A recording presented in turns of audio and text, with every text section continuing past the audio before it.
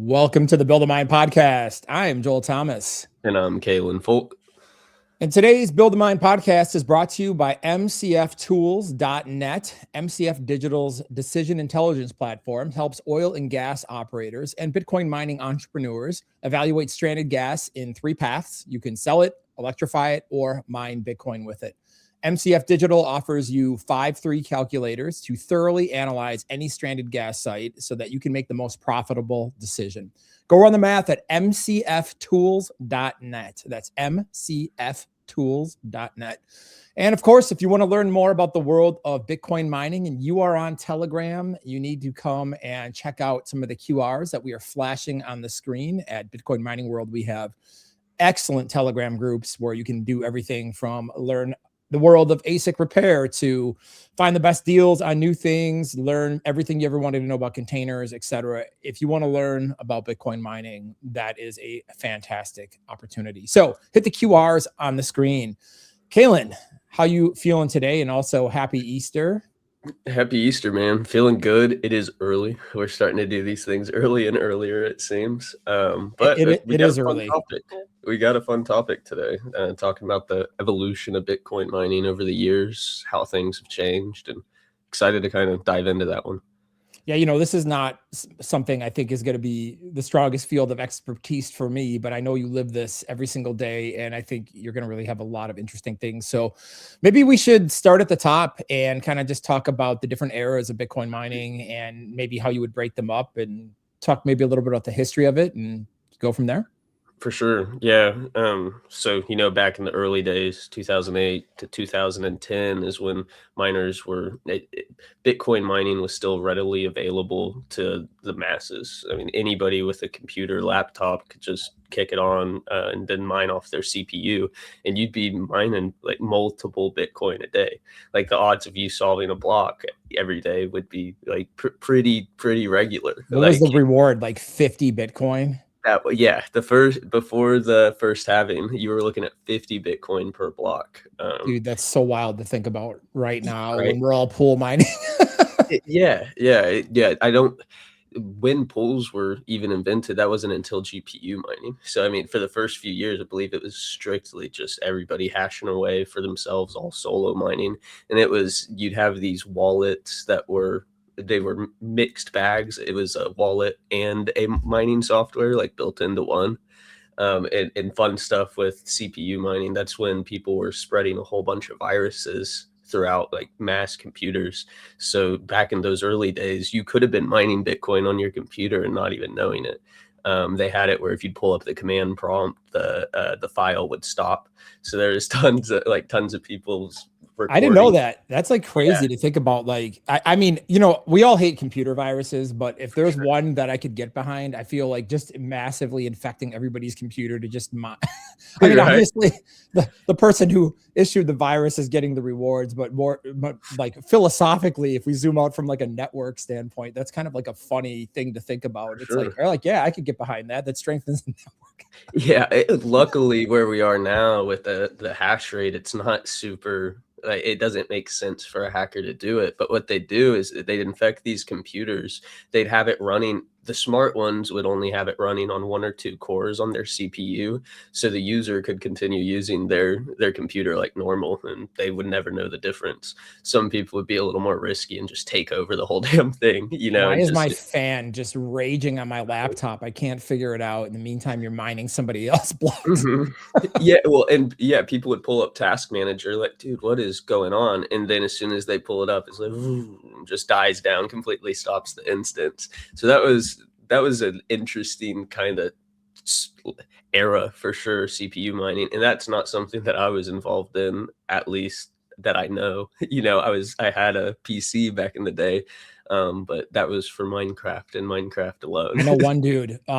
Back in 2017, I have a software company, and the programmer that worked from us, he was a guy from the UK, and he was like really involved in speed architecture. So for example, he was like, oh, we should run our software and bang it off GPU to get extra performance, because that's what they're doing in like Bitcoin mining and this and that. And we're like, Bitcoin, like, what are you talking about? You know, this was like what Bitcoin was really becoming Mhm. mainstream, and having its first bull run. So he was telling me that he mined a ton of Bitcoin back in the day, because again, when you're like a computer science nerd, and that's just the kind of thing you do when you're in college and you're sitting there optimizing. So you're gonna, I mean, a lot of these guys have these stories, as I've met at Yeah. different meetups. But he was like, man, I took and sold all my Bitcoin, and I bought a BMW with it. And he's like, I'm so pissed off because I would be a multimillionaire right now. And I'm thinking, this was back when Bitcoin was like 8,000 or something. You know what I mean? Mhm. I'm thinking now, even though everybody's bummed and we're in the bare bottom, it seems like we've become like a 68K stable coin. Yeah, yeah.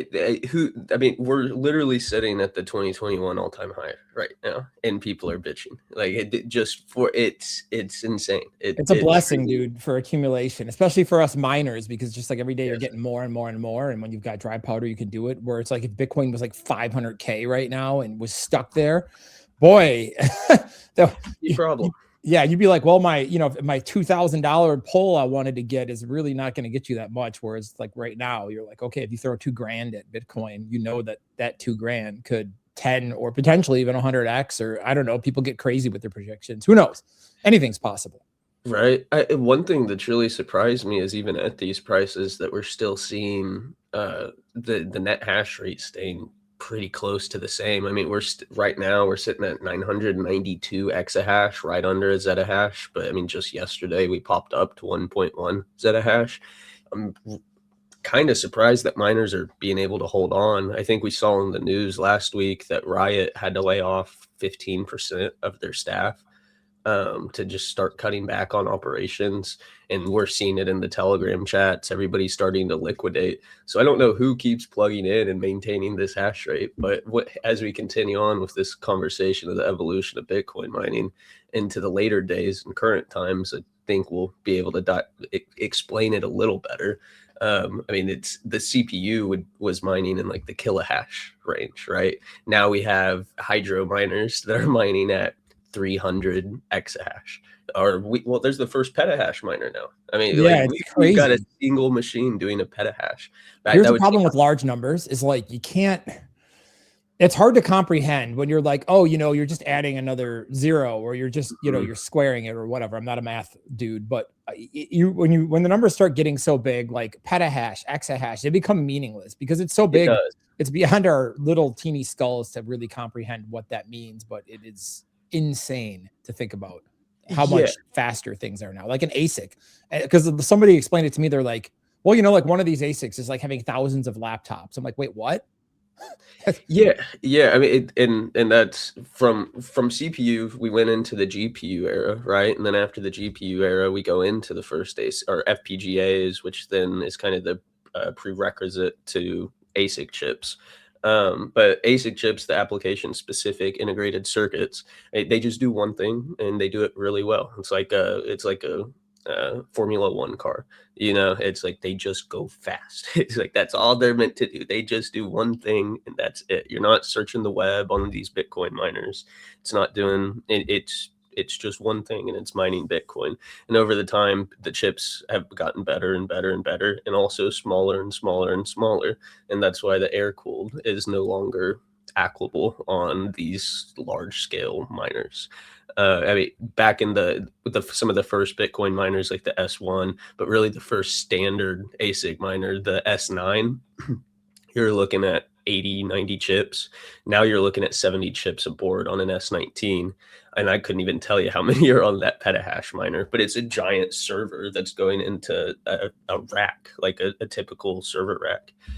It's just kind of crazy like you said, it's hard to comprehend. It's genuinely hard to comprehend. What But year getting did that kind of transition? Meaning, what was like a moment mining stop kind of being for fun? Like somebody with a couple of GPUs and they're, like, hey, I'm gonna game during the day. Like when people used to, I heard Ethereum mining was like this. Like kids would game during the day, and like you're 16, you can't get any cash. You don't really have a job, so you can take your GPU and you could mine ETH or Bitcoin or whatever while you sleep and wake up, and now you get some cash you can spend. Yeah, GPU mining, like the people that I've met throughout the industry and where like my bosses over time, most of them got their start with ETH mining. Like you said, like the computer science nerds that are sitting around in their dorm rooms and just want to tinker with stuff. They're looking up what they can do with their hardware and they're like, oh crap, I can make how much a day off this? They dumped all of their ETH into Bitcoin instantly, you know, stacking up their Bitcoin, were able to run off some of these crazy the crazy market cycles and starting some mining companies off of it. I think that golden era really died. The whole my ETH kept GPU mining available for quite a bit longer than it probably should have, but the real switch was the FPGAs. The FPGAs are, I think it's like programmable chips. You'll see them, a lot of altcoins go through the same system, like these mineable shit coins that pop up every other week.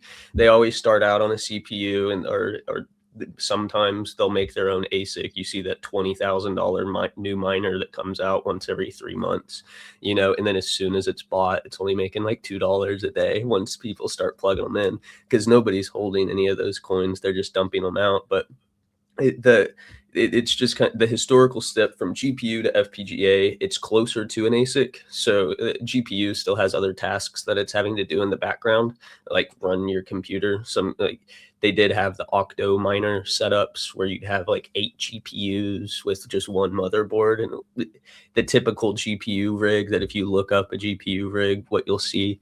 But that next step to the FPGA it kind of solidified and shrunk everything down into one card, which then opened up the door for ASICs, because ASIC chips have been around well before Bitcoin mining. You know, it was just not until people started using FPGAs until they got the idea to make ASIC chips specifically for SHA-256. What were people using ASICs for before? It's actually the first time I've heard somebody say that, but probably because we dedicate all of our time and energy into Bitcoin. Right.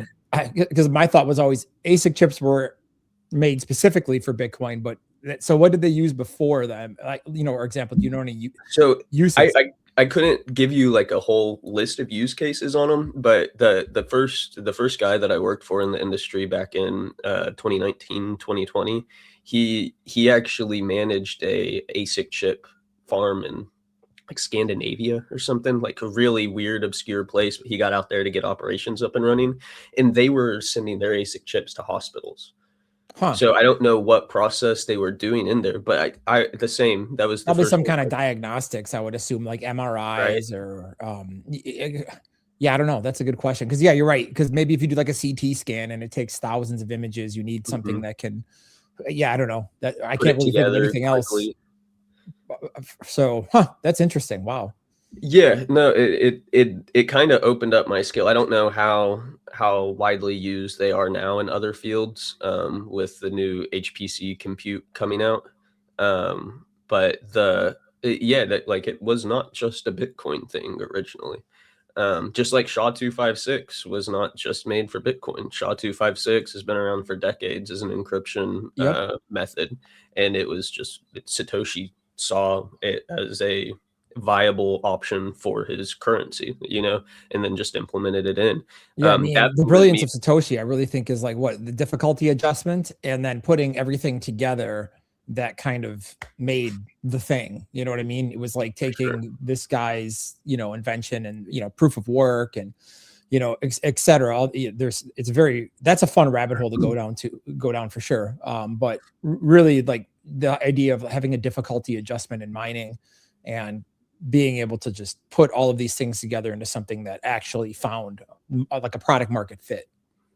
Yeah, it's commendable for sure. He saw an opening and it took the world by storm, even if it did take a couple decades to really start catching on. I mean, the evolution of Bitcoin mining, you think just 10 years ago, where it was still magic internet money, that now you're not going to find a reputable source that's claiming that Bitcoin's going to zero. That's no longer in the headlines every other week. It's kind of accepted now. It's like, okay, this thing's here and it's here to stay. I think anybody who says that doesn't understand mining, because, you know, I'll give you an example. Hold on. Excuse me. When I talk to like normal people, like, being the idiot at the family function who dares to open his mouth about Bitcoin.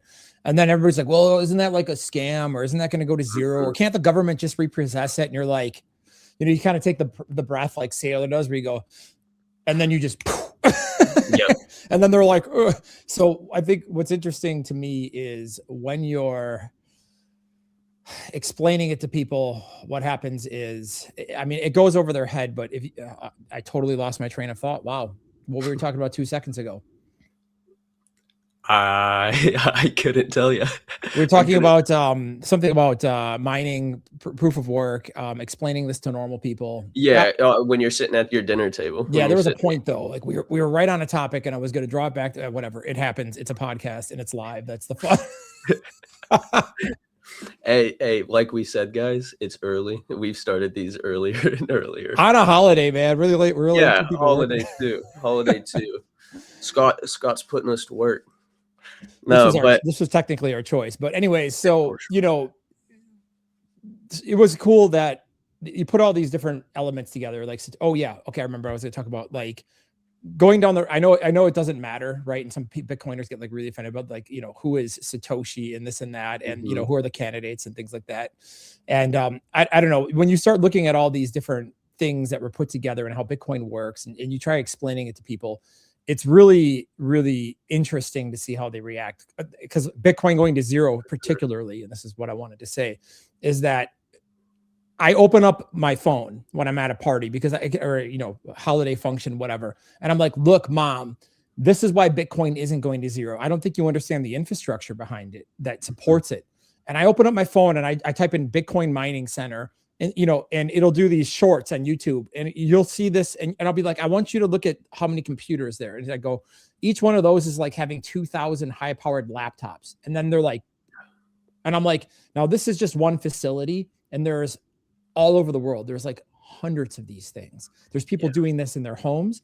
This isn't something that you can just shut down. There, there's like people that have, like we've had on the podcast, there's literally people that have solar powered little things where you can turn on your node and link up. Run the entire Bitcoin blockchain while they're verifying it. All like sustainably. They can just go out into the woods. The whole grid can go down, everything, and we've still got Bitcoin. It is not going anywhere. It is not going any. There are and too if it many. Does we got bigger problems? Yeah, right. Yeah, way bigger problems. It's because there's no people left. But exactly. And then we don't need it. So yeah, the squirrel isn't going to hash. It only takes one person to save the entire network. Like genuinely, it's a weird scope to be in now, or a weird time to be in now. We made the evolution from GPUs to ASICs, and when that happened, it was just specifically air-cooled units. I mean, the ASIC chips were still at a size where you could run a fan. At the beginning, just one single 2,500 RPM fan. Now it's upticking. With the S9, you got a front fan and a back exhaust fan because it needs a little bit extra breathing room. And then the evolution to like the S17 series, where it basically just doubled, stacked on. It's an S9 stacked on top of itself. Now you've got 2 front fans and 2 back fans. But we're getting to the point now where these chips are getting so small that you can no longer, you can't keep up with air cooled. You're finally starting to see more and more hydro and immersion setups. And like you're saying, it's not going to look at these sites. It's our 45 megawatt site up that I'm working at right now. 45. We've got, I thought you guys were at 20, 45. No, yeah, it's 45, man. We run 1.4 exahash, right? And there's 992 exahash out there. So we're even with that huge, massive site, with all the money that goes into it, all the people attached to it, all the big wigs that are getting paid out from it. It's like they will fight to keep this operation afloat. It's not just about Bitcoin, the magic internet money. It's also producing cash, because a lot of these big miners, they're not holding their Bitcoin. They're liquidating it daily just to pay bills. It's a whole bit. It's a cash business. It's just a way to generate more cash. So yeah, not going anywhere. It's weird to see where we're going now. However, because you're seeing more and more of these big Bitcoin mining sites make the shift over to data centers now. In data centers is just a completely different game than Bitcoin. It is a Bitcoin mine can be set up anywhere, like we were just saying. Like you can have run a little super small scale. You can just have a BitX with a node attached and some solar panels. But Bitcoin miners are not used to the stipulations that data centers of like these HPC AI data centers need. If you want to be a tier 2, tier 3 data center, the amount of backup power that you have to have available and the amount of downtime that is acceptable within the industry, you're looking at like literally maybe 2 or 3 minutes a year that you are Could you allowed explain to have. that? Because I think this is a cool opportunity because you have experience not only doing large industrial scale Bitcoin mining operations, but also data center stuff. You have experience too. So, what are the tiers? Explain So to me I that. so like a tier 1 data center, you don't that's probably the most comparable, or I I don't want to missay it, so I'll just put it out there first. It's either tier 1, tier 3. I don't know if it starts at tier 1 is the worst or if it starts at tier 3 is the worst, but that the first, like the lesser tier of the data center, you're looking at like essentially a Bitcoin mine. You don't need crazy you need a like a backup internet essentially. You need to have like some backup batteries that can keep you online for maybe an hour or two, but you don't need to have 10,000 gallons of diesel under the building to run your 3 megawatt generators for 24 hours. You don't need all these extra fail safes in place to get a Bitcoin mining site set up, even at this scale. It's not hard. I mean, I was doing it when I was 19 and 20. You can put a young kid in there with very minimal experience in the field and they can get it up and going. A data center it requires so much more time and effort. And we were talking just before the podcast. It's like, is this going to be one of those like CBD bubbles where everybody sees the quick money grab that they're just going to jump into the industry? And I fear that that's where a lot of these Bitcoin miners are headed towards, where they think that they're like, oh shit, like Amazon or uh, Elon Musk's X is going to pay me $200 million for my 20 meg site because they just need the power to run their infrastructure, and I'll get it prepared and I'll get it ready. But what I think we'll continue to see is the merge of these large players going more into the AI infrastructure, but there's got to be a limit on how much compute is actually needed for all of these like learning models in the world. Like we've got Perplexity, we've got Grok, we've got Google's Gemini. It's like how many people Claude has been the rage, and then you got the Claude bots and all of that stuff. But I mean, I guess that's more localized AI. But in that almost seems more equitable. It's like, why, like if I could just have a little Claude bot running at home for $500 and it can compute not as fast as a $500,000 server filled with H200s, like the latest and greatest fancy GPU. I really fear that we'll get to a point where Bitcoin mining is going to be extremely centralized because of this, because the smaller players they're going to be exiting into this AI data center. And then there's just you're not going to be able to afford these miners. You can't run these new latest most efficient miners at home. You need some real setups for you them. can do hosted, and I mean You can hosted. do hosting. And I know we've talked about this on the podcast before, but I've talked to almost every hosted mining site in the country, and quite a few out of the country, just for the heck of doing it, and because Bitcoin mining world, that's kind of our job to just know what's going on. I mean, you and I particularly more podcast, but the guys we work with, like they know everything in every country that's happening with every deal and every government. It's crazy just watching everything evolve in real time. It's hard to keep up with. It so is.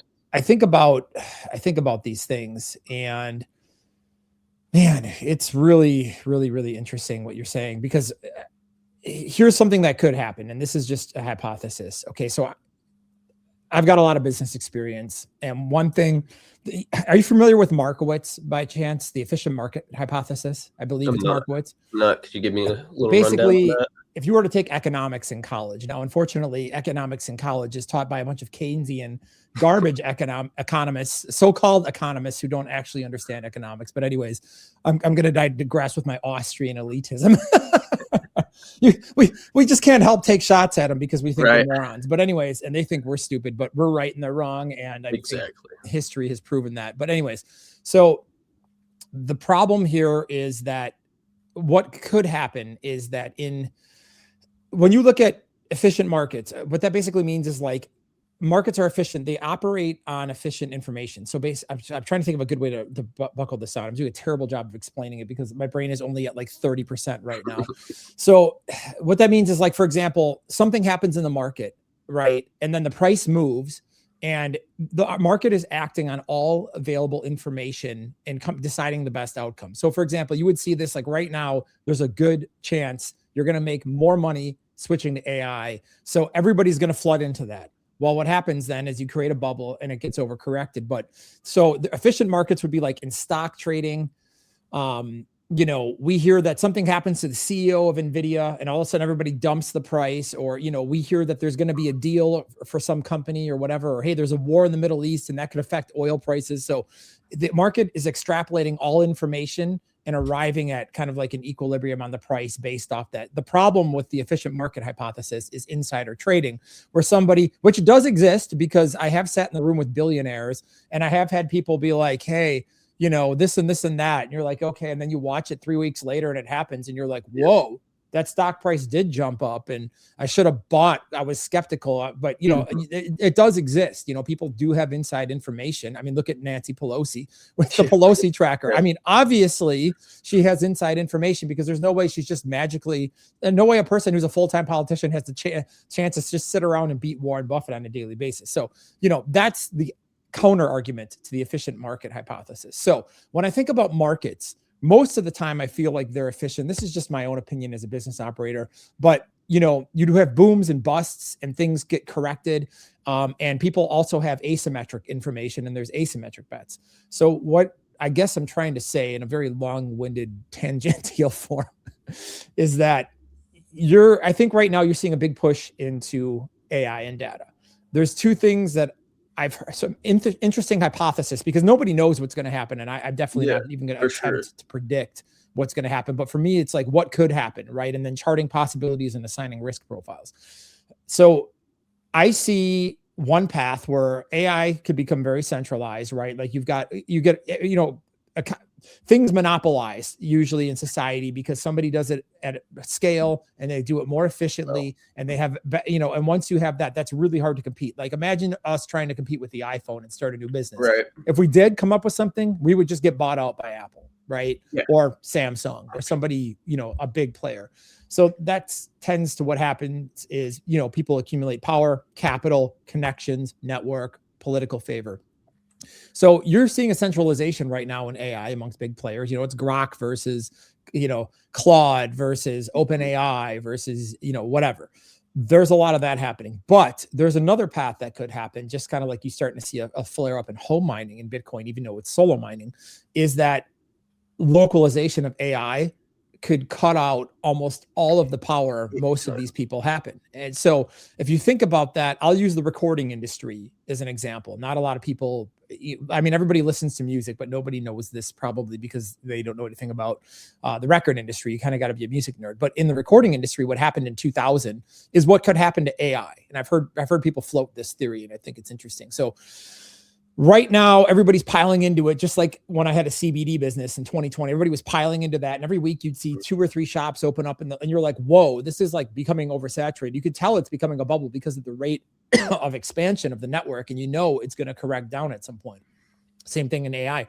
What could happen is just like in the recording industry, everybody had these massive CapEx, right? You'd have to go buy equipment and then people would come in and they would work and they would, bands would pay for studio time. And, it was really expensive to make a record. In 2000, something changed. There was a piece of equipment that came out called an M-Box, which was like basically a little home interface that anybody who plays music could record themselves in.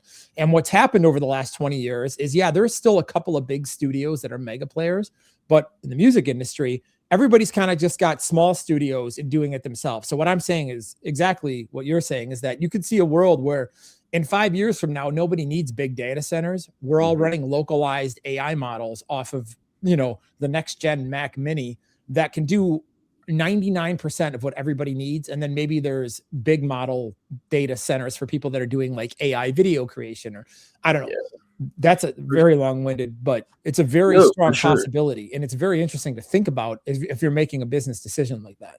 Yeah, because people, customers, like on a non-industrial scale or non-business customers, they don't need that much compute. They don't need that. Like you're saying, Claude can do 99% of what everybody needs to do.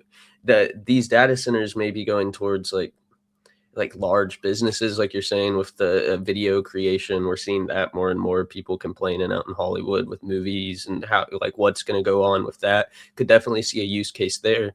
But like, are you telling me that to make an hour-long movie that you need 40 megawatts worth of compute for a week to make it? Absolutely not. I mean, it's not. Yeah. I don't see where are the use cases is my big question. And I'm very interested to see what's going to happen with our total hash rate as this progresses. Are we going to see it like correct downwards? And then the struggle with Bitcoin mining has always been finding power. Bitcoin mining at scale has always been finding power that's affordable and readily available in these, where you're not putting like a huge damper on the grid for these smaller communities, because most of these are going up in smaller communities.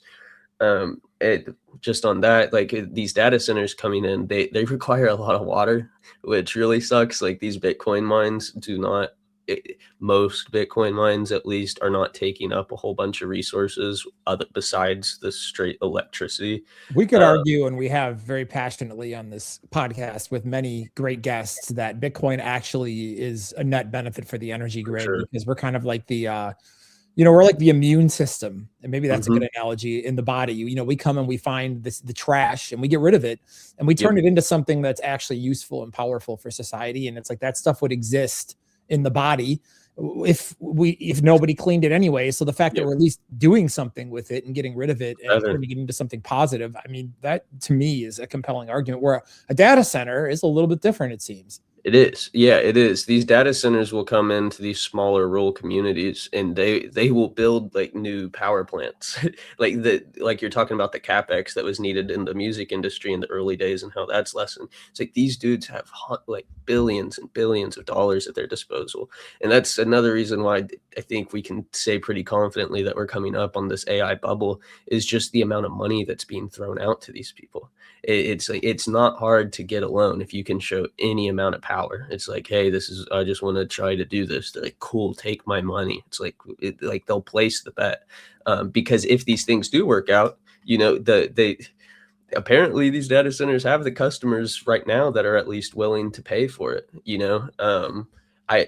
But where does that taper off? And again, this goes back to like efficient markets, where it's like everything is supply and demand in economics, and your Keynesian professor would draw you a little graph and show you an equilibrium. And, I always hated that part of economics. If you can draw it, I don't want to look at it, but I like that.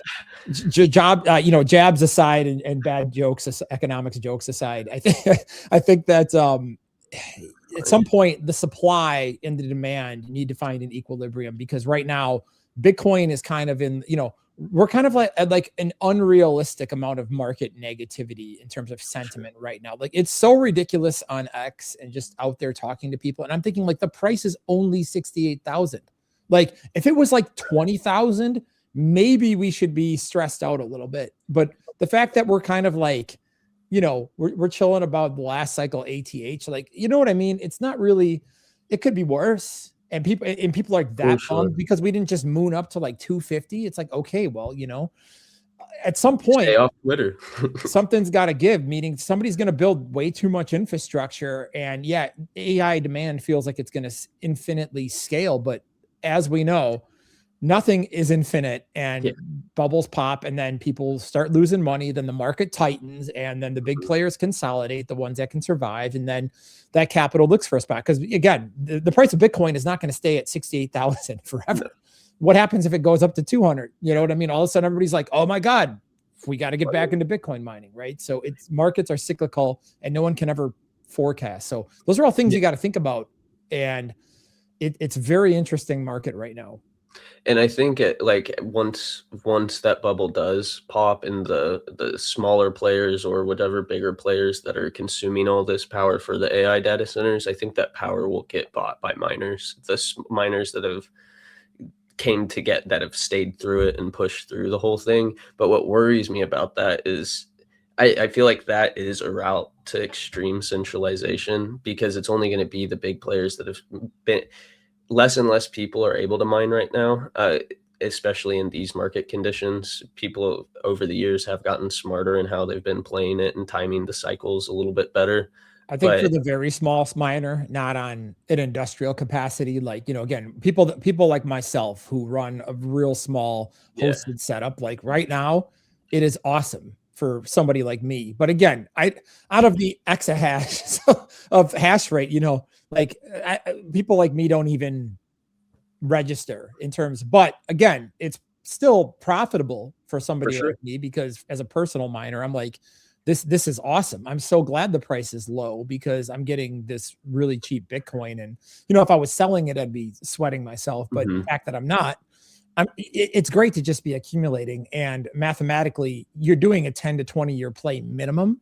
Yeah. So it kind of doesn't matter. So again, there is a segment of the market, meaning like right now the industrial level is getting hurt, right? And I could see you arguing centralization, but on a small side for the small players, like there is definitely a benefit right now. And people solo mining at home, that hash rate has been going down. I've been watching my rewards jump up here every difficulty adjustment, and it gets easier to hit a solo block right now. Yep. And for a big miner to go down or to take their hash rate and put it into some AI or whatever to diversify, for us, that's a temporary win. So I guess in every market, I'm saying it's not all bad, meaning there are Not all winners. bad for sure. Yeah, but even when it comes to that, like if you want to talk about the capital that you needed to deploy, like you're running 5 ASICs currently, right? I've got 4, so I've got about a petahash, and I've got most of the stuff paid off, and But that's at about 5K a piece, assuming, oh right? yeah, no, there were more. I mean, I think I spent like 30 grand on miners. So that's what I'm like. So yeah, that is available, but that option is very limited to the masses. Like the most people listening probably just heard 30K and they're like, "Holy fuck!" It's like Well, I've maybe, never. yeah. I mean, I've a again, lot of everybody's at a different level in terms of like, for course. example, you're younger than me, right? So,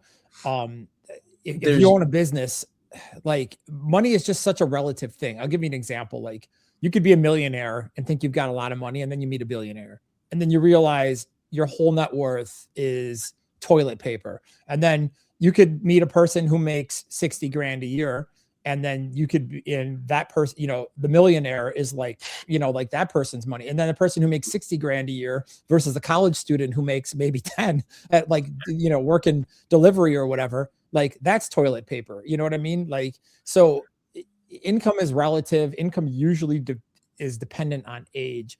So, you could literally go and buy a used 100, terahash like J of a sorry, Pro. petahash. Yeah, no, I know what you mean. Like just a regular S19 100 terahash for 100, $200. Yeah, you could put it in a hosted facility and like, yeah, you're not getting rich off it, but again, you're building something over time that will compound. And if you're in your 20s and you only have $1,000 to spend, or you swipe on your credit card, because again, I bought mine with leverage and you just Yep. refinance your debt. Like there are ways to accumulate. And what I'm saying is that you can do it at any level, and every level is relative, because somebody that has a 20 megawatt site, like they would look at a petahash and they'd be like, dude, what am I gonna do with that? That's not even gonna pay for my filters. Yeah, well, that brings up a funny point too. The last place that I worked at a 2 megawatt site before this, and we were running all S9s at the time, and then we moved up to like this brand Silicon, which I don't believe is even around anymore. They're called T2Ts, and they did 20 terahash for 16 or 1700 watts, I believe. Like compared to RS9s, we thought they were little beasts.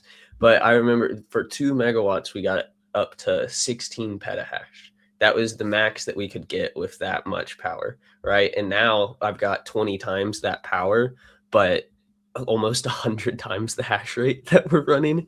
So they're getting more efficient, more efficient, more efficient. But I worry that as that continues, it's like you see the new miners that are coming out that are able to keep up and that are actually profitable and make a lot of people aren't going to have the same mentality as you do when it comes to the 10-20 years, like where they're willing to wait from it. Most people that get into Bitcoin originally is I because they get think that for sure. get rich quick, right? Like I think that's most people's funnel into Bitcoin. They're like, holy shit, I can make so much money off of this. They learn they're wrong. And then there's the people that stay with it to try and learn, like you and I, or there's the people that are like, fuck that, that's a scam. Right. There's I those think two it's like directions that they'll take. you I need a just don't know business owner's mentality, right? Because it's for like, sure. okay, if think about it. Here's an analogy. If you were going to buy a McDonald's, okay, you're going to have to go buy, I don't know what the number is, so I'm just going to make it up. Say you got 500K in CapEx. You need to buy all this equipment and fryers and this and that before you sell your first burger, a franchise license. You need to get a business. Like you're going to buy this and you're going to be like, okay, this business is going to have positive ROI, return on investment. It could take, I don't know, 10 years. I don't know what the break even is on that, but the point is that it doesn't just happen overnight. So anybody who actually like runs a business or has business experience knows that you don't buy an asset and expect to get rich off it. You're like, hey man, in 20 years, if I build this and then expand and scale and, I get 20 of these franchises, again, because that's just an easy like thing, then maybe I'll be really wealthy when I'm in my 50s, right? So you kind of got to have a mentality like that. Like, the get rich quick. I mean, I don't know, that's for gambling, but solid business people, they don't think like, hey, dude, let's try to like YOLO on this and 100x our money this week. That's not reality. And when you take on that much risk, there is, risk versus reward ratios. But I'm worried that as it gets more efficient, the miners are going to get too expensive. Where the only way people your average American is going to be able to run like a latest gen efficient miner or any machine that is profitable at that point may be out of grasp. It may be I out don't of think grasp. it'll exceed the middle class, and I'll tell you why. And like I drive around my subdivision and I think about, different people, or even like where I used to live, say 10 years ago when I was younger, I got my first house. And I think about like, dude, everybody I know, maybe they own a snowmobile or people have a boat. I mean, I live up in hunting country. So, people have like, they have all these hobbies. Some people do custom cars and stuff. And I'm like, a lot of people have like $5,000 of disposable income that, if you've got two people that have a small family and both have decent jobs, like No, I just know so many people that are like, yeah, man, I've got a decked out truck and I've got like an exhaust and extra rims and I put $10,000 into my truck. So my response is it's an issue of priorities. And what I'm saying is like people can find $5,000 if they want to, yeah. depending, at what their age is and their income bracket. No, 100. That is a very solid. And you can argument. go buy a 470 miner, for like, I don't know what it costs now. Maybe it's, one of these hydros, maybe it's like $8,000. So again, that's like obtainable for a decent amount of people. Yeah, no, you're right. I think priority is a great argument against what I was saying it right there. But you're right. I mean, look, you're definitely right. Like anything can happen, and it can centralize. So here's a question for you: what do you think about? Here's another thing going back to like the AI and as Bitcoin evolves in the space. What do you think about? I saw Elon Musk talk about data centers in space and how much more efficient it could be and this and that. And I'm like, if that happens, and I would, people can say what they want to say about Elon, but one thing I would never fade Elon in is his ability to create and right. to deliver on stuff. I'm like, if you can build rockets and do stuff like that, you can pretty much do anything as far as I'm concerned. So what do you think about, say he gets data centers in space and let's say they're way more efficient than land-based, like what happens to that market in 10 years? Lost Joel. Oh, he's back. Okay, he's back. Yeah, I would say what happens to that market in 10 years if he can get data centers in space in 5 years at scale? So Trevor went to a meetup about a year ago, and he was talking with somebody that it was just a quick short, probably about a minute short, and I posted it up on Twitter or on Reddit, and got quite a few comments. And they're like, "Well, how does the heat dissipate if there's no air?" And that would be my question, but I was thinking of that as you started, as you were rambling through this, and I was like, well, you wouldn't need air. You could do like hydro, right? And then you might. Well, how I does the just sun's heat dissipate through the universe? Like, well, I'm assuming, like okay, it. yeah, very good point. I'm Very not a good point, physicist, right? but if you're on Mars, I feel or maybe Saturn, I feel, or Neptune, I feel like it's a little bit colder than it is on Earth or Right. Mercury or Venus. Yeah, so I don't that would be my only I don't like you said, I'm not a physicist. I don't understand the heat dissipation, but what I do understand is that it's cold up there, right? Hell I'm yeah, it pretty is. sure it's very cold up there, and there's infinite space. So you don't have I think solar is a lot more efficient in space as well because you don't have the atmosphere blocking whatever is creating the power from solar. So if you just and that another issue with solar is like how ugly it is and how much land it takes up here. Um, Right. so if you could just like put a quarter of the moon, like solar panels on a quarter of the bright side of the moon, how much power is that creating? Right. Right. But how do you get it here? But I'm sure they can figure that out. I mean, I guess Tesla figured out wireless power transmission 100 years ago, or I Well, don't know how that if works, we're but talking about the data center in space, you wouldn't have to get the power back here, right? You would just have to run and you'd oh be yeah, running yeah, you're all right. You could run up data there, centers on the moon. right?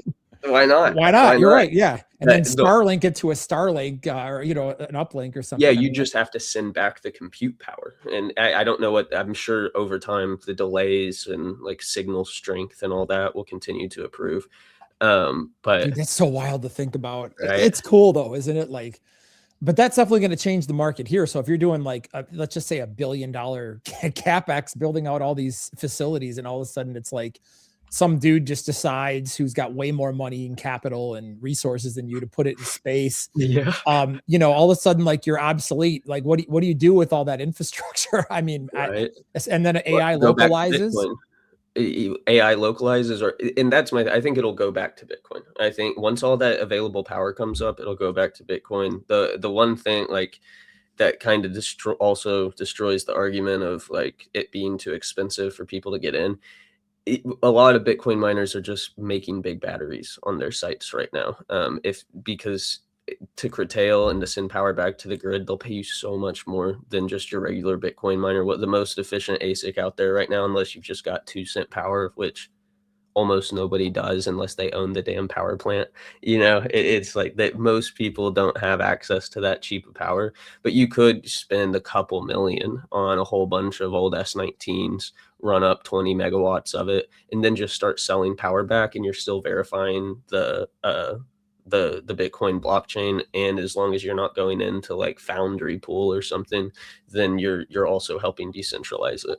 And a lot of that, it's like if it's not profitable anyways to mine Bitcoin, to pool mine Bitcoin on your hardware, why not just solo mine through that whole time? It's like that you're at if you get to a point where if you are large enough, it would make more sense. You're solo mining when you're not selling power back to the grid, and then when you are selling power back to the grid, you're just turned off and you're getting paid for it. So I think there that could be a path, like an ideal world, but in an unideal world, it's like all the AI data centers go bust, and then Bitmain comes in and buys them all, and then points all the hash rate to Ant Pool, and now we've got extra Oh man, transactions. Just the other week we saw Foundry. There was like a block split, right? Did you see that at I did all? not. What happened? I don't have the best understanding of how that works, but the 2 blocks got rolled back. So it basically there was a fork of the network because 2 pools couldn't decide on something, and Foundry ended up winning. So there were 2 blocks that genuinely got rolled back. It Wow, is that a first in history? I don't believe it's a first. No, I do not believe it's a first. But we're seeing like Foundry hitting 7 blocks in a row. Is like, shit like that's scary. It's like we don't And then that it's but things then are you getting also see big. people that, just to counterweight that, just for devil's advocate, you also see people hit solo blocks You do. on like, on a bit It's on a X. way more regular basis too. Like we're So there seeing is it hope, more and right? more. There is Yes, hope. So yes, there is hope. here's something interesting. I think you might be interesting for people. Say you're one of these people that has a Bitcoin mining industrial center. You're kind of getting your butt kicked right now, and you're like, man, maybe I should shift some of these resources into AI. Since you have experience doing this, what advice would you give somebody who is mining Bitcoin who wants to maybe diversify a little bit and get into the data center game? What would the steps be? What are common mistakes people are making? Like, what do you think? I think a common mistake is that Bitcoiners are kind of like a rowdy bunch, of people. They're kind of like against the grain. I'm gonna make it work my way type of deal. Uh, I would say that the biggest mistake is thinking you can do it yourself, and that Bitcoin mining transitions into these HPC data centers fluidly. It is a completely different scope, like we were talking about earlier with the tiered system of data center. It's like if you want to get clients that are going to buy your compute, you need to have zero uptime. And working at a Bitcoin site, You I mean know zero downtime? yeah, like literally zero downtime. Like your shit cannot go offline. Yeah, Like like if you're like not 90%, 7% uptime in Bitcoin mining as like a host, like you're toast. I mean, yeah, everybody, that's like the first thing they advertise. It's like 99% uptime. And you're like, well, actually.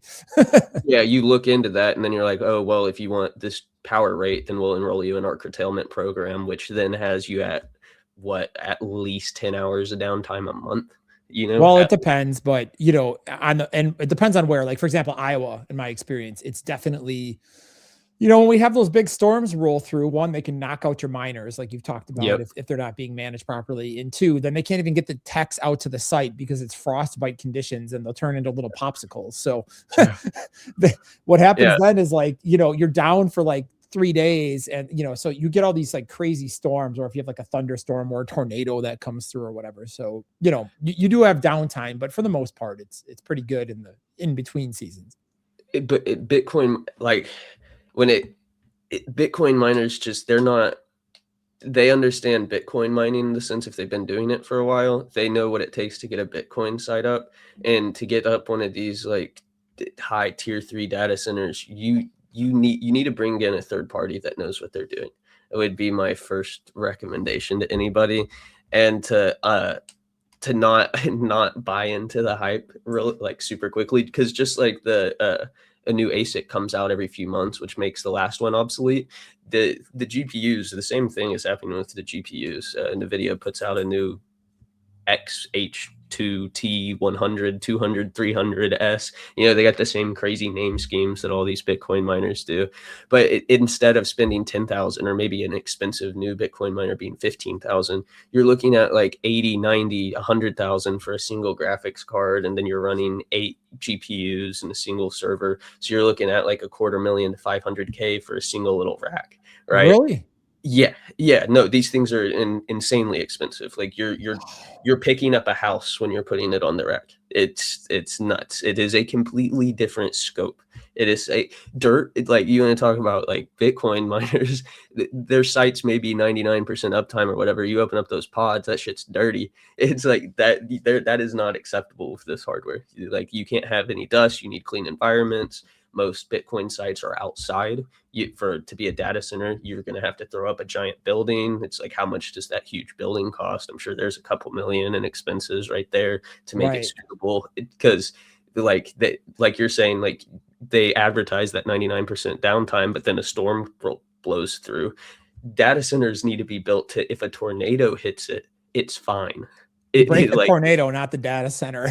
yeah, it's like the data center is going to break the tornado, not the other way around, right? Like these things have, these customers aren't Bitcoiners. They're not okay. They're like, oh, damn, okay, don't want my technicians getting frostbite. They're like, no, go out. They'll pay some dude $200K a year to go out there in the worst conditions ever, or to sleep on site 2 feet away from the server that's problematic, where like, if something goes down, they're like, okay, now I'm going. It's like that's not, it's just such a different world. It's such My a friend different is an world. electrician, and I had him come redo some of the lights in my office building here. And he was telling me they're building all these data centers out here. And he's like, they literally called me. They're doing this Microsoft one. And he said, they literally called me and they're like, name your price. He's like, well, Yep. I'm making X. He's like, whatever you want, we'll pay you, and Yep. they basically offered him like over $500,000. And then he was like, you know what, to think about it, right now as a business, just like an electrician. He's like, I'm doing great. I've got all the money I need. He's like, at some point, your mental health and your sanity, and like, you don't want to live under a server rack. You know what I Mhm. mean? Or he's like, I just don't want to deal with the stress and the responsibility that comes. So he's like, I turned it down. And he's like, and they just keep coming after me to do it. And I was like, I don't want to do it. So it was interesting just to hear that, you know, for somebody who's a little bit hungrier and younger, that, you know, is more money focused, like those opportunities are out there. That's kind of crazy to think about. Yeah, they'll throw. I that is the one net positive I'd say about these data centers is they do provide more jobs, right? At salaries that are significantly better than like a Bitcoin position, like your average Bitcoin technician. It's probably making somewhere from 40 to 80K, you know, in that range, depending on experience. But see, yeah, I mean, starting off at a data center when you you have it's also more trusted people. You know, it's not just every Bitcoin guy is going to be able to make a smooth transition over into AI data center either. There's way more steps to everything, but I there are some net positives to it for sure. And I think what the Bitcoiners see is like, oh shit, like I can charge 7 cents for hosting on my site and make 3 or 4 cents off of the difference, right? But data center, like for hosting, they'll pay 30, 40 cents per kilowatt hour. When then Wow. right? So they're like, well, shit, I've got 20 megawatts of power. If I could sell it at 36 cents per kilowatt hour and I can show this model actually working, they'll run up to a bank, show a bank. Bank's like, oh shit, yeah, that works out. Here's some So what do you crazy think amount. about this? When you say that, this gets my brain kind of rolling. So if a data center could be competitive at say 30, 40 cents a kilowatt hour, does that push Bitcoin miners to really soak up and really lean into like stranded energy, for example, like flare gas sites? Does that push us? I don't want to say to the fringes, but does that take the industry that we're in, and does it help us evolve going forward, right? Since we're talking about the evolution of Bitcoin today, into more of that kind of stuff, like going and Really good finding point. fringe energy sources and like really optimizing there. Yeah, that doesn't make yeah, power that doesn't make sense or that would be unusually expensive to get it to like data center standards. That's where Bitcoin miners can fit in really well. My concern with my only thing about that would be just like data centers buying the power anyways because they have the money to do it. It's just like even if it is fringe, they'll dump it in. They're going to hit these easy targets first, you know, which will leave Bitcoin miners plenty of opportunity in those outskirts. But I think there will come a time where if the demand that they think is going to be there is truly there, then they'll keep buying all the power. They'll keep buying. I mean, I know here in Oklahoma, we keep hearing this new 100 megawatt data center, this new 100 megawatt data center. They're putting in one in the county right next to me, and that's raising the power rate or the power bill by I think $780 a year right now for every resident in the area. I'm sure And that's going over well. yeah, our average pay here is like for a household is like 70 grand, you know? So you just basically took 1% of their income away from them. So what happens in those scenarios? I'll give you an example. My business partner told me he lives in Michigan, and he said they're trying to put a data center, you know, right at like, he's like, it's a rural community, so nobody gets it, but he's like a super autistic savant tech guy, Mhm. like one of the smartest humans I've ever met. He's like a human robot, and like he was like, you know, data centers are really bad for health. So he's like lobbying and like leading up this lobby to get this thing not in there. And he was telling me like there's adverse health effects and this and that. Like Bitcoin mining facilities, we have a noise problem. So we know we got to be away from the population to a certain degree, or Mhm. else we're going to piss off a lot of people and have a lot of local problems. So like when you tell me you're going in and you're going to raise the average family, so that I'm like, you can't tell me that's not going to be like pickets and torches, because Yeah, I feel like literally. you're just going to wake up one day and you're going to have a mob of angry citizens fire bombing your facility, literally, and no security is going to fight that off.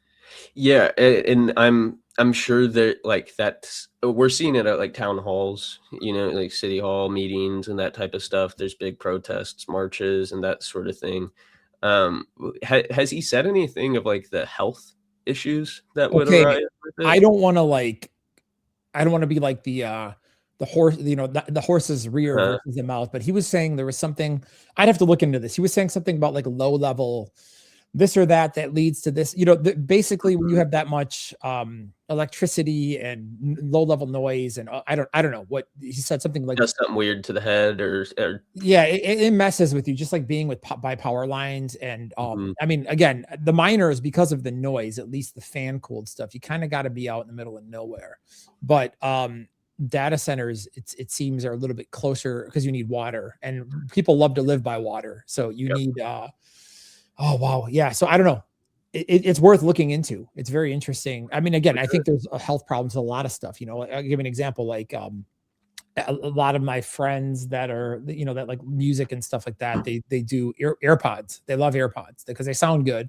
And but that Bluetooth radiation, I've seen, again, I don't know how much you want to go down the rabbit hole, but like, and I'm not saying necessarily believe it or not, but there are people that will argue that stuff is really bad for you. And it can cause thyroid nodules and this and this and that. So, I always use wired headphones personally, just because of that. And again, it could be BS. I've been rocking some AirPods for a solid 5 years. First gen, I still got them. Yeah, so I don't know. I mean, well, but no, it's a good.